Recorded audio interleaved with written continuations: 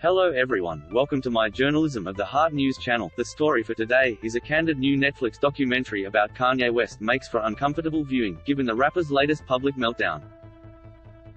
The first part of the three-part docuseries, an 87-minute episode titled Act I, Vision that was released on Netflix this week, takes place entirely before the year 2003.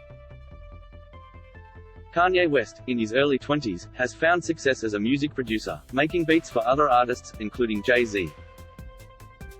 But he dreams of releasing his own rap album. It's the reason he relocated from Chicago to New York City, and he is trying desperately to get anybody to care. In those early years, the rapper's struggle is meticulously captured on film by his friend and the documentary's co-director, Clarence Coody Simmons. Initially a stand-up comedian, Coody saw something in Ye, as he now goes by, when he first interviewed him in 1998, for a Chicago public access show called Channel Zero.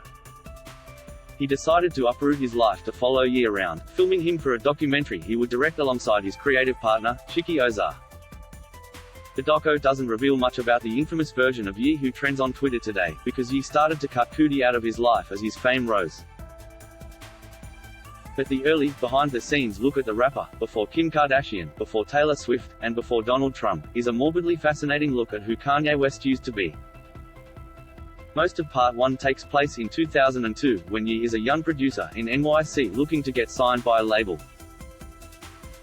It's clear to see that he's talented, that he knows it, and that he's frustrated others don't.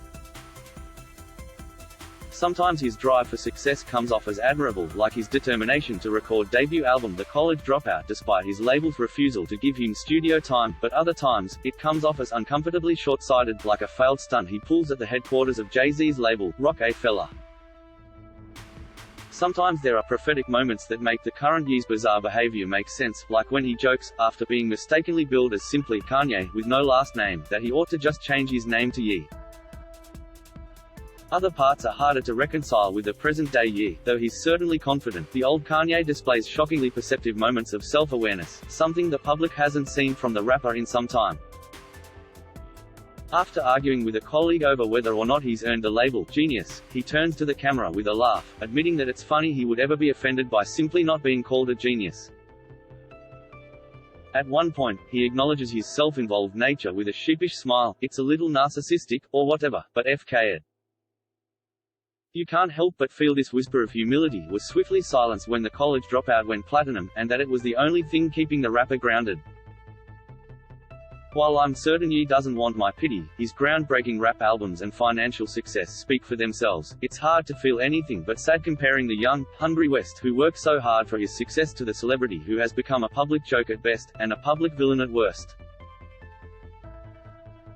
Tabloids and celebrity journalists continue to dutifully report Ye's Instagram posts slamming Pete Davidson, and his public, some would say abusive, attempts to win back his ex-wife, Kim Kardashian, but it feels like even public interest in that spectacle is waning. Some fans have stayed loyal, certainly, but many have given up. In Part 3, which will be released on Netflix on March 2, footage of Ye in 2020 avidly consuming Fox News videos of Donald Trump and Tucker Carlson on his phone is almost hard to watch. Coody does his best to provide an empathetic look at Ye's mental health struggle as context. It doesn't make his anti-abortion views any easier to swallow. Kanye West is hardly the first person to lose sight of their goals in light of success, but it's rare to have the evidence so clearly captured on film. Jeen Yuhs won't give viewers much insight into the current state of Ye, but it will make him miss the old Kanye. This article originally appeared on Decider, and was republished with permission. That is all for today news. Thank you for watching to my channel. Please be sure to leave your comment and subscribe below for more news update.